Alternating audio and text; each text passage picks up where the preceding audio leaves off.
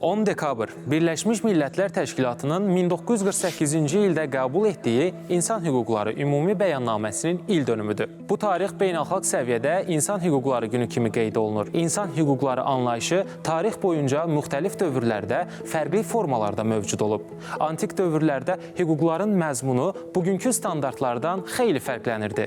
Orta əsrlərdə hüquqi sistemlər əsasən monarxiyaların və yerli idarə etmələrin qaydaları ilə formalaşırdı. Zaman keçdikcə hüquq və azadlıqlarla bağlı yanaşmalar genişləndi və müasir beynəlxalq hüququn təməli yarandı. Bu inkişafın nəticəsi olaraq 10 dekabr 1948-ci ildə İnsan Hüquqları Ümumi Bəyannaməsi qəbul edildi. Sənəd əsas hüquq və azadlıqların ümumi prinsiplərini sadalayır.